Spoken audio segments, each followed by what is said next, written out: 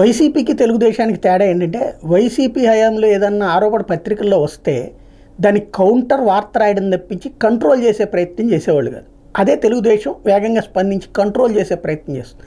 ఎర్రమట్టి దెబ్బల మీదన మొన్న బొలిశెట్టి సత్యనారాయణ గారు ఒక ట్వీట్ చేయటం, అక్కడ మళ్ళీ తవ్వుతున్నారని తెలిసింది 2 రోజుల నుంచి అని చెప్పి దాన్ని వైసీపీ వాళ్ళు నిన్న సోషల్ మీడియాలో హైలైట్ చేయడం, దాన్ని తీసుకున్నటువంటి వెంటనే సీఎంఓ స్పందించింది, దాని మీద యాక్షన్ తీసుకోమంది. జాయింట్ కలెక్టర్ పరిగెత్తుకెళ్లారు, అక్కడ చూశారు. ఆ తర్వాత ఒక ఉద్యోగి మీద సస్పెన్షన్ వేయబడింది, ఇంకొక ఉద్యోగికి నోటీసులు ఇవ్వడం జరిగింది.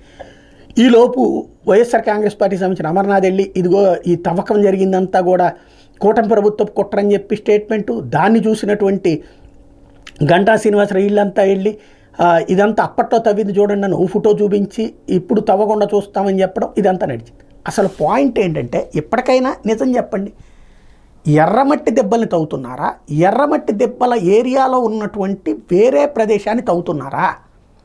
ఏదో సొసైటీకి పర్మిషన్ ఉందట, అది నేను గంటా గారు కూడా చెప్తున్నారు ఎక్కడికి పర్మిషన్ ఉందో చూస్తున్నామని చెప్పేసి. ప్రస్తుతానికి తాత్కాలికంగా తవ్వకం అయితే ఆపేశారు. అయితే ఇందులో ఉద్యోగి బలిపోసు అవ్వడం ఏంది? సచివాలయంలో ఉన్న ఉద్యోగి. ఇక్కడ తవ్వుకుపోయినటువంటి కాంట్రాక్టర్ బాగానే ఉన్నాడు, సొసైటీ వాడు బాగానే ఉన్నాడు, అదే సందర్భంలో ట్రిప్పర్లు బాగానే ఉన్నాయి, దాన్ని తౌలినోళ్ళు బాగానే ఉన్నారు, అంతా బాగానే ఉన్నారు. మధ్యలో ఈ వార్తలు ఈ హడావిడి కారణంగా జరిగింది ఏంటయ్యా అంటే ఉద్యోగిని తీసిపడేశారు. సచివాలయంలో కూర్చునే ఉద్యోగి అతను వచ్చి ఏం చేస్తాడు అక్కడ దాంట్లో? అంటే ఇక్కడ లాజికల్ ఎండ్ ఏంటంటే ఉద్యోగులు బలిపశువులు, రాజకీయ నాయకులు దోచుకునేవాళ్ళు దోచుకుంటారు, లేకపోతే రాజకీయ పలుకుబడుతున్న వాళ్ళు దోచుకునేవాళ్ళు దోచుకుంటారు. అది ఎర్రమట్టి దెబ్బలు నేర్పిన పాఠం.